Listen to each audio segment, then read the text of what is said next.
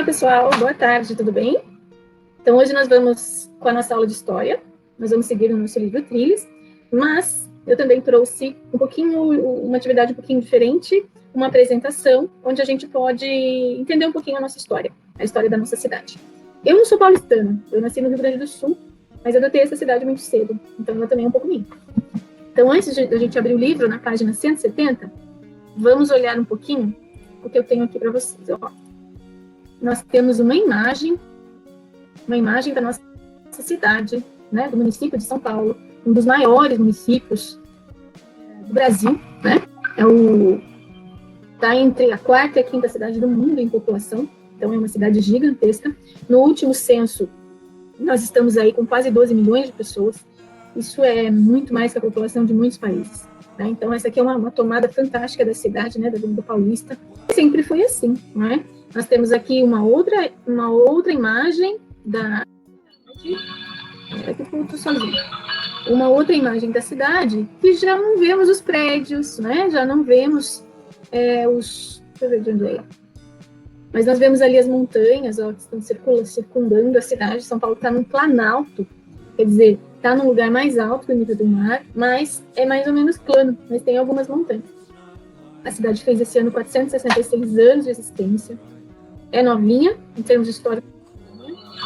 Surgiu como uma missão de jesuítas em 1554. Então, oficialmente, ela ganha o nome de São Paulo de Piratininga em 25 de janeiro de 1554. Esses padres, eles vieram para ensinar a religião católica para os índios, porque eles acreditavam que os índios pagãos, a sua alma não seria aceita por Deus. Então, eles disseram para os índios que tudo que os índios acreditavam, os indígenas acreditavam, não era correto, que eles tinham que acreditar no Deus da Companhia de Jesus. Aí vieram o Padre Anchieta, o Padre Manuel da Nóbrega, né, os dois grandes líderes, né, da época. E o Padre Anchieta, ele acaba fundando o Pátio do Colégio e a Igreja da Sé. Claro que não era naquela época como é hoje, né? Mas depois acaba se tornando o marco zero de São Paulo, de onde São Paulo surgiu. Então ali São Paulo acaba surgindo entre alguns rios, né? Que hoje, se você anda no centro, você não vê, que é o rio Anhangabaú e o rio Tamanduateí. Esses dois rios, eles estão canalizados, né? Eles estão embaixo do asfalto. São Paulo é toda oca por dentro, né? Por debaixo dos nossos pés. Não é solo que tem ali, não. O solo está bem embaixo. Tem canais e tudo que você imagina, né, passa ali embaixo. Inclusive, muita sujeira dos rios que foram canalizados, mas não foram despoluídos. Então, fizeram a conta, 1554, 2020, vão chegar nesse número que eu disse. Então, aqui diz que São Paulo, no início, não tinha o jeito que tem hoje, né? Aqui mostra um lugar do litoral. As primeiras cidades surgiram no litoral pela proximidade do oceano. Então, baseava-se numa agricultura de subsistência. O que vem a ser uma agricultura de subsistência? As pessoas plantavam para o seu consumo, não plantavam para vender, nem criavam animais para vender, mas sim para se alimentarem. Então, isso que a gente chama de subsistência. Aqui já um pouco depois, né, nos anos de 1900 até o ano 2000, a cidade começa, né, a partir do ano de 1901, a atrair fábricas, atrair indústrias, e aí ela começa o seu processo de urbanização, o seu processo de atrair, né, fábricas para que no mesmo local se tenha produção de vários itens, vários produtos. E é claro, se você faz a fábrica, você precisa ter um trabalhador para essa fábrica. E, inclusive, depois nós vamos estudar melhor isso, a vinda do imigrante, a questão do trabalho das pessoas que foram escravizadas. Tudo isso vai entrar nessa nossa lógica aí, desse crescimento da nossa cidade. Ela começa no século XX, mas ela se arrasta, né, até o século XXI. Hoje em dia, a cidade não tem mais a vocação industrial que tinha, mas ela tem hoje uma vocação para serviços, para comércio, né, que a gente chama de setor de serviços, e comércio, ele cresceu muito. E hoje em dia, tem muitas fábricas, muitas indústrias que estão indo embora de São Paulo, mas os serviços estão aumentando, cada vez mais especializados, né, de tecnologia, inclusive, pensando agora, né, nos nossos dias. Como toda cidade grande, nós temos também a questão ambiental. Então, nós vamos ter a poluição atmosférica, a poluição dos rios, o excesso de lixo, o excesso de automóveis que poluem o ambiente, né, e todas as coisas que precisa ser tomada uma posição muito responsável por parte dos governantes para que a gente tenha uma cidade sustentável, uma cidade boa para a gente morar, sem grandes problemas ambientais. Estamos bem longe disso. Podíamos começar com a questão do lixo, né? Também capital cultural, né? Farta em teatro, casas de show, cinema, museu, faculdades, universidades mais variadas.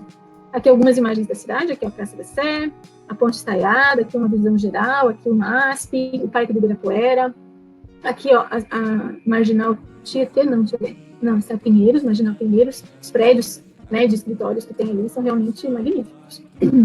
A Estação da Luz, né, uma das primeiras companhias férreas que levava a produção depois, quando começou a plantar café e tudo, e a gente também vai estudar, que depois nós vamos entender que foi inclusive pelo café que veio a indústria, né, como uma necessidade de mandar esse café para vários lugares e também beneficiar esse café, porque não é só plantar o café, tem que colher o café, organizar o café, colocar no saco, nas sacas, né? Então ela acaba atraindo. E a estação, e precisava de ferrovias para escoar, não tinha carro, nem caminhão, nem avião, mas tinha estrada de ferro. Então começa-se a implementação das estradas de ferro, partindo de São Paulo para outros lugares, como Rio de Janeiro. O viaduto do chá, que é chamado viaduto do chá, porque naquela região tinha muitas chácaras que plantavam chá. E quem vai naquela região central hoje vê que de chácara ali não tem nada, né? A Igreja da Sé, né? Ó, a maior igreja de São Paulo, é belíssima, e também é lar de muitas pessoas que moram na rua. Infelizmente, a gente acaba tendo um pouco de medo, né, de frequentar esse lugar por conta de assaltos, mas é um lugar sensacional pra gente conhecer. E lá tem um monumento que diz que é o Marco Zero, né, que a gente estudou um pouquinho matemática. Né? É legal essa relação entre as matérias, bom que vocês percebam. Aqui é a Ponte Estaiada, perto de nós, né? É uma ponte que imita algumas pontes do mundo, né? Mas é bem bonita de ver. No Natal eles colocam cores diferentes essas luzes, então é bem bacaninho de ver. Bom, então é isso. É um panorama super genérico, super geral da nossa cidade. Então, agora, o que a gente faz? A gente volta lá no nosso livro. Então, gente, agora nós temos aí na nossa tela o nosso livro. Na página 170, aí, ó, bem? 170, nós vamos ter a atividade 2.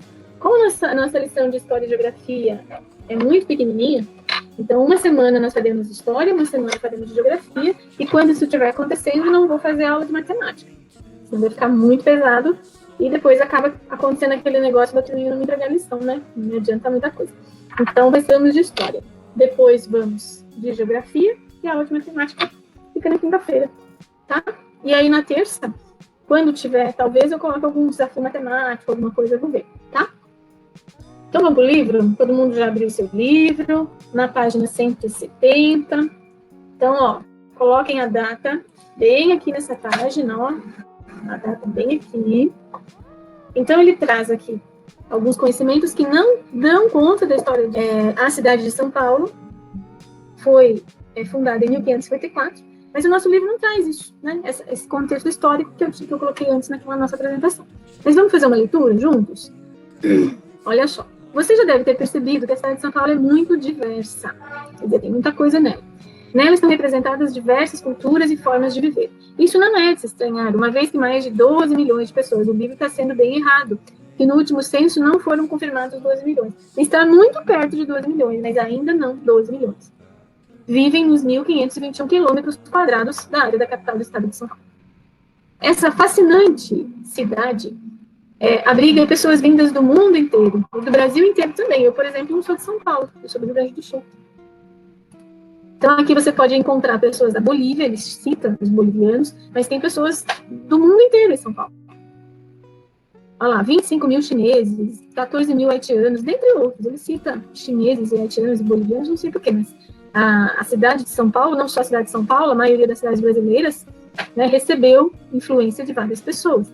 Mas os três povos originários, né, daqui, que deram origem ao povo brasileiro, tal qual é hoje, são os portugueses, os indígenas e os africanos.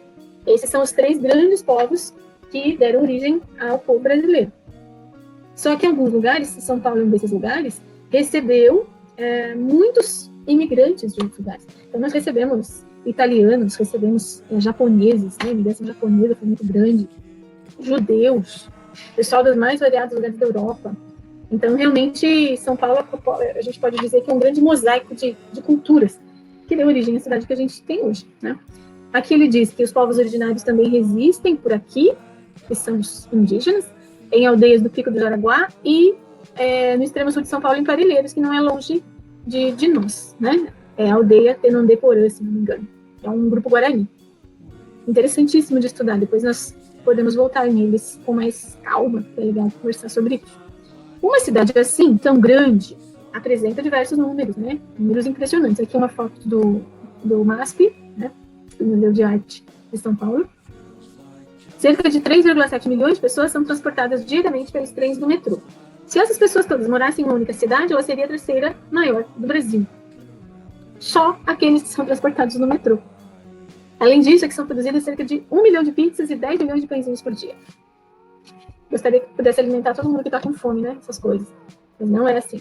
São Paulo conta ainda com mais de 100 teatros, 300 salas de cinema, mais de 100 parques e museus, um deles o MASP, é um dos cartões postais da cidade. Que é esse que está aqui. Tudo bem? Só a leiturinha. Importante a gente dizer, embora o texto não traga, que uma cidade tão grande quanto a nossa é uma cidade que traz tantas coisas boas quanto coisas ruins, né? Você tem como nós vimos lá no slide, você tem a poluição, tudo que é tipo de poluição tem aqui em São Paulo. Os nossos rios são quase todos, ou se não todos, verdadeiros esgotos, né? Uma tristeza. Poluição sonora, poluição ambiental. A gente tem muita gente, na questão agora da Covid-19 pegou muito, né? Porque onde você tem muita gente, você tem muita doença também. Então, realmente, ela tem o seu encanto sensacional e tem seu problemão sensacional. Essa é a nossa cidade. Eu te pergunto um monte de coisas sobre como você vê o seu espaço, como você vê o lugar que você mora. Então, agora é a sua vez de escrever como é São Paulo. Que bairro você mora? Jardim Pirajara. Como é o lugar onde você mora? Tem muitas casas? Tem prédios? Ou um pouco dos dois? Tem muitas árvores ou falta vegetação? Há ciclovias e opções de transporte público, ônibus, metrô? Existem parques ou outros lugares para o lazer? Lazer, gente, é aquele momento em que a família curte, né? Que a família fica relaxada, fica tranquila. Então, ele quer saber se no lugar onde você mora tem parques, como Ibirapuera, por exemplo. Não parques que você precisa pegar ônibus para ir. Parques no seu lugar de moradia. Certo? E outros lugares para lazer? Tem aqui no seu lugar de moradia? Tem lugares de lazer? Tem campo de futebol? Tem praça? Tem parques de brinquedos para as crianças? Tem lugar para praticar esportes públicos? Né, em locais públicos, a gente sabe que tem praças, aqui em São Paulo mesmo, que tem quadras públicas, qualquer pessoa pode ir lá organizar, né, se organizar com quem estiver interessado em jogar. Você vai escrever sobre o seu bairro, como que ele é? Tem muita casa, tem muito prédio, tem árvore, tem parque, tem lugar de lazer? Como é isso? Vejam que não precisa ser muito extensa, né? Depois ele pede para você desenhar o seu lugar de moradia, né? Você vai levar em consideração o que você escreveu aqui e aqui embaixo você vai desenhar. Ele traz quais lugares de São Paulo você conhece além do seu bairro. São lugares parecidos ou diferentes do seu local de residência? Residência e moradia, né, pessoal? Você sabe. Quais as semelhanças e diferenças? De novo, as semelhanças e diferenças. Viram que elas aparecem em tudo que é matéria. Então, o que é parecido e o que é diferente do seu bairro onde você mora e do local e de outros locais que você conhece? Escreva abaixo o que você pensa ao ouvir falar na cidade de São Paulo. Então, quando você ouve algo sobre a sua cidade, o que você pensa? São Paulo é um lugar legal de morar. Ah, não, São Paulo é um lugar difícil de morar. É um lugar que tem muitas coisas, tem muita poluição, tem muitos assaltos, muitas praças, tem sorveterias, enfim. Como você se sente quando é questionado sobre a sua cidade? Essa é a ideia. Fácil, né? E aqui já parte para outro tema. Tudo bem? Tudo bem, pessoal? Então é isso. Eu vou acrescentar ainda outras coisas, porque eu acho que o livro poderia ter feito toda uma trajetória histórica, né, da cidade. É importante vocês conhecerem a cidade. A maioria de vocês, eu acredito que tenha nascido aqui em São Paulo. Portanto, é paulistano, né, de coração e nascimento. Eu sou só paulistana de coração. Nasci lá no interior do Rio Grande do Sul, mas acredito que vocês não. Vocês fazem parte, né, dessa história desde o seu nascimento. Tudo bem?